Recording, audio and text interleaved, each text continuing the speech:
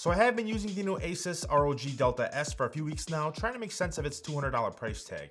When it comes to wired models I use, typically I go for the HyperX Cloud Orbit S or the Odyssey Mobius, both of which are my favorite go-tos for gaming, especially when it comes to competitive. Now the first thing I noticed when I took this headset out of the box was how clean and minimalist it looks. It having a matte black colorway definitely helps the overall aesthetic I'm going for, especially when it comes to picking up accessories for my setup. But that only goes so far. How does it feel? How does it sound? Is it worth its price tag? A ton of you have been asking for it, so here's my review. For design, you get that matte black finish with an overall foundation made of a thick plastic that doesn't feel cheap when you first take it out of the box. The top of the headband gives you its logo in a nice leatherette stitching, followed by soft memory foam on the bottom. The Delta S extends smoothly thanks to its metal extensions, allowing it to fit a variety of different gamers and scenarios. The same can be said about the ear cups themselves. They showcase soft memory foam ear pads that feel super comfortable when you put them on for the first time. You do have a second set of ear cups as well that sport a fabric mesh, just in case for some reason you're not really feeling the leatherette ear cups that come on the headset. For controls, you get everything on your left ear cup. You have a 3-stage switch for the RGB, which is nice and saves you the time of having to go into the software to turn it off. By default, it is off, but you can flip it on and enjoy the sound wave feature that gives you a lighting showcase based off of your voice coming through the microphone or the sound of the headset. Under that, you have your volume rocker, which lets you mute the microphone with the same wheel by just pushing it inward, as well as your port for the detachable microphone. The mic itself sits next to the wired part of the headset, which is easily adjustable and lights up red so you know when your mic is muted.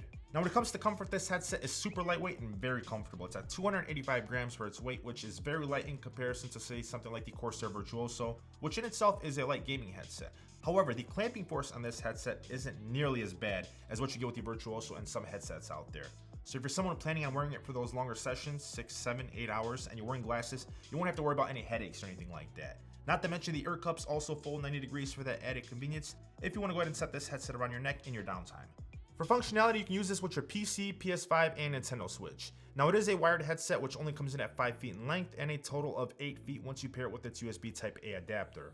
I really wish the standard cable was a little bit longer so it could cater to most gamers out there that have setups whether it's for streaming or gaming. The USB adapter does also let you connect this to your PS4 or Xbox One, which I didn't try. Most of my experience with this headset was done on my PS5 and PC, where audio performance was my main focus once I got design and comfort out of the way. So how was the audio? Well, let's start with specs. You get 50mm drivers with a frequency response of 20Hz to 40 kHz. It comes with a Pro Quad DAC for lossless audio processing that provides a higher signal to noise ratio than what you see with the SteelSeries Arctis Pro and its game DAC. To get the full listening experience, you would have to go ahead and grab a subscription with a company that does provide hi-fi audio like Tidal, where you can listen to those higher quality files and really tune in your headset. I'll leave it up to you guys if you think it's worth the investment. For me, I think it sounded great. But this is a gaming headset, so what was my experience like in-game? Well, it was decent. It offers its own virtual surround sound that I found to be particularly helpful with positional audio and explosions off into the distance. But when it came to gunfire and footsteps, I feel like it could have done a better job at this price point. It wasn't as accurate as I'm used to with other headsets like the JBL Quantum 800 or the Penrose, so for me, I wouldn't use this as my go-to for competitive gameplay. But then again, that all comes down to the game that you're playing, right? If you're playing games like Warzone or Call of Duty Cold War, you need to be able to hear footsteps and directional audio, which I really can't recommend this headset for. But when it comes to games like Ratchet & Clank, it sounded fantastic. It was super immersive. I could definitely recommend it for games like that. Which takes me back to the clamping force for a second. Because that clamping force isn't that bad, you will get some sound leakage. So if you're someone in those tighter spaces with people around you, they will be able to hear what games you're playing and what music you're listening to, especially when you're above half volume, so keep that in mind. Which then leads me into the microphone quality. How does it sound? Let's go ahead and take it up into the game room and stack it up against some of my other current favorite gaming headsets that I'm using to see how it compares. Alright guys, so now we're up here in the game room. This is a soundproof room if you've never been here before. This is where I like testing out all the microphones on the gaming headsets, the USB microphones, and so on. Which coincidentally leads me into this part of the video that's sponsored by Elgato and the Wave 3. The Wave 3 has been one of my favorite USB microphones to use since its release. It has built-in clip guard technology as well as an internal pop filter to make sure you don't experience any breathing or distortion in your streams and recordings. The best part of all, the software lets you control your volume, your music, your friends in Discord, and everything else you've got going on all separately. You have separate mixers for both yourself and your stream, giving you full control and transparency at your fingertips. Now you guys know here on the channel that I always try to find the best microphone for gamers and streamers that provides that crisp, clear audio with the perfect software to match. The Elgato Wave 3 has been my go-to for the longest time now, no matter what situation I'm in. Not to mention you have so many accessories you can pick up to make this mic your all-in-one go-to for your setup. Shock mounts, desktop extensions, external pop filters, even boom arms for different scenarios. No matter what you guys got going on, Elgato's got you covered. So if you would like to see more, I will make sure to have everything linked down below for you.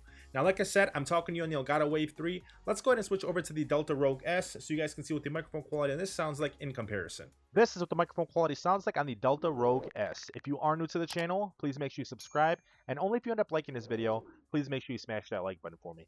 Now let's go ahead and stack up the microphone quality on this headset versus the Odyssey Mobius, the Odyssey Penrose, the Corsair Virtuoso, and the HyperX Cloud 2 Wireless. This is what the microphone quality sounds like on the ROG Delta S. This is what the microphone quality sounds like on the Corsair Virtuoso gaming headset. This is what the microphone quality sounds like on the HyperX Cloud 2 wireless gaming headset. This is what the microphone quality sounds like on the Odyssey Penrose gaming headset. This is what the microphone quality sounds like on the Odyssey Mobius gaming headset. Once again, this is what the microphone quality sounds like on the ROG Delta S. Once again, this is what the microphone quality sounds like on the Corsair Virtuoso gaming headset. Once again, this is what the microphone quality sounds like on the HyperX Cloud 2 wireless gaming headset. Once again, this is what the microphone quality sounds like on the Odyssey Penrose gaming headset. Once again, this is what the microphone quality sounds like on the Odyssey Mobius gaming headset. Now, out of all the gaming headsets that I've ever tested, I feel like the Corsair Virtuoso and the Mobius have the best microphones by far.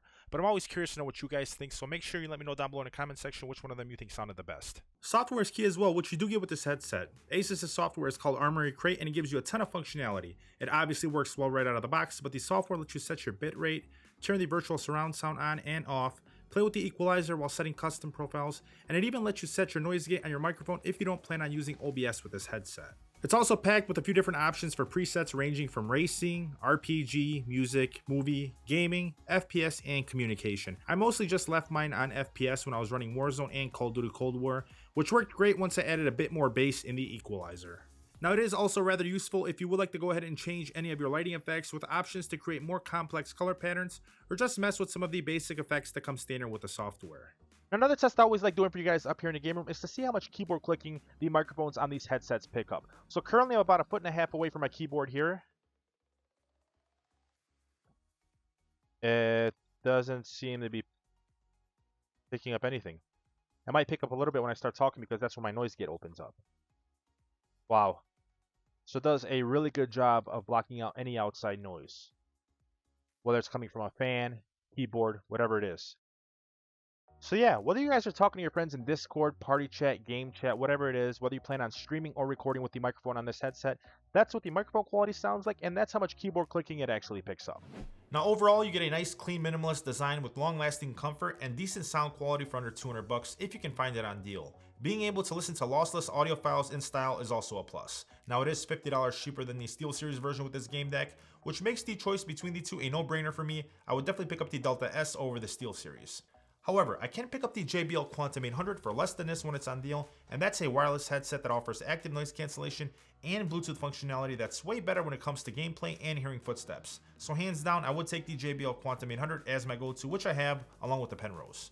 But then again, it all depends on what you guys think. I'm curious to know, so make sure you let me know down below, where you'll also find the links to everything that we covered in today's video. If you want to see more, go ahead and follow me on Twitter and Instagram at Detroit Fury. And if you enjoyed this content, please make sure you smash that like button for me, subscribe, turn on your post notifications. It truly helps me out. Thank you so much for watching. I'll see you guys in my next video. Peace.